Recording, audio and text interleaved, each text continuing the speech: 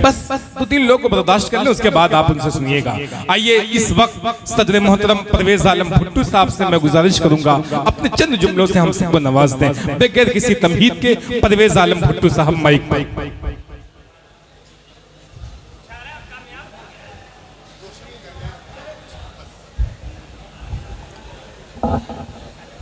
सभी को सलाम पेश करते हुए, ये कोई तकरीर का महफिल नहीं है। मैं समझता हूँ आपकी परेशानी भी शबनम चांदनी साहिबा ने जो हलचल मचाई है, यकीनन मैं उसका ख्याल रखते हुए अपनी चंद बातें आज के इस खूबसूरत शाम डॉक्टर तारिक शेख साहब ने जिन लोगों की मौजूदगी में सजाया है, सबसे पहले तो मैं इस जश्न आज़ादी के लिए और इस कामयाब कवि सम्मेलन मुशायरे के लिए उनके इस खूबसूरत इंतजाम और तमाम तरह के लोगों को इकट्ठा करने के लिए मुबारकबाद पेश करता हूं।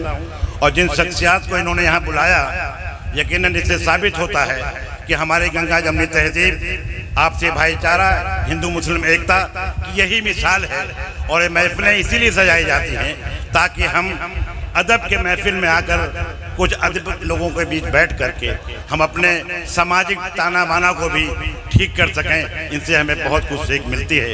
ये कवि और शायर यहाँ बहुत दूर से सफ़र करके आए हैं। मैं यकीनन इनको इस्तकबाल करता हूँ, मुबारकबाद देता हूँ जिन अपने कलामों से आपने हम तमाम लोगों को ये एहसास कराया कि समाज की बीमारी क्या है और इसका इलाज क्या है। जो मैं समझ पाया हूँ कि हमारे आपसी भाईचारा यहाँ जो शमा रोशन हुआ है आज के इस खूबसूरत मुशायरे का, जनाब प्रदीप जायसवाल साहब हमारे साबिक चेयरमैन, एक खूबसूरत इंसान और एक नेक इंसान जो हर प्रोग्राम में, हर सामाजिक प्रोग्राम में बढ़ चढ़ के हिस्सा लेते हैं। इस बात की गवाही है हम सब लोगों के लिए, मिसाल है कि प्रदीप जायसवाल साहब हों, हमारे सरपरस्त डॉक्टर हाफिज शाह साहब पूर्व विधायक, और यहाँ तमाम ऐसे डॉक्टर्स बैठे हैं। मैं शाहिद खान साहब सूरापुर से तशरीफ़ लाए हैं। मैं उनको देख करके हैरत में हूँ कि आपकी मोहब्बतों का सिलसिला इतनी दूर तक फैला है कि बहुत दूर सराय मीर से, फूलपुर से, तरह के डॉक्टर नदीम साहब यहाँ अभी तक बैठे हैं।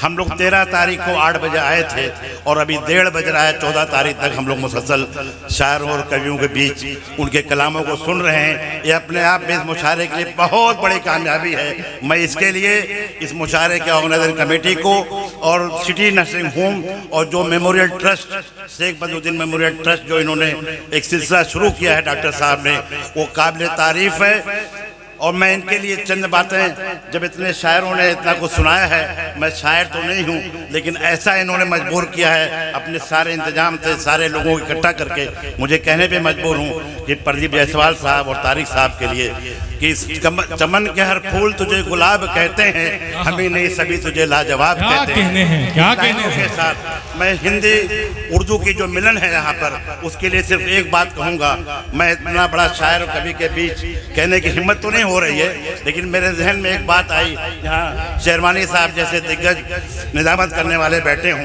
लेकिन कहना जरूरी हो जाता है। हिंदी और उर्दू में फ़र्क है इतना, हम देखते हैं ख्वाब और देखते हैं। क्या कहने, वाह। इन्हीं चंद बातों के साथ मैं आपसे गुजारिश करूंगा कि अभी हमारे बीच बहुत सारे नामोर शोरा और शायरा बैठी हैं, कवित्री लोग बैठी हैं, उनको सुन करके आप जाइएगा। आपने रात खराब की है, एक दिन पूरा गुजारा है, तो मैं उम्मीद करता हूं कि थोड़ा देर और आप बर्दाश्त करेंगे। इस नन्हे बच्चे ने जो वतन के ऊपर जो एक इंग्लिश में स्पीच कही है, मैं उसको भी हौसले मुबारकबाद देता हूँ। ये लड़का आगे चल के हमारे वतन की अगुवाई करे, लीडर बने और एक साफ सुथरे समाज को मुकाम पे ले जाए। इन्हीं दुआओं के साथ आप सबका बहुत बहुत शुक्रिया, आपने मुझे मौका दिया, इतनी इज्जत बख्शी आपने सभी का, और डॉक्टर तारिक शेख साहब का खास तौर से शुक्रिया अदा करते हुए अपनी बात को ख़त्म करता हूँ। जय हिंद, जय भारत, अल्लाह हाफ़िज़।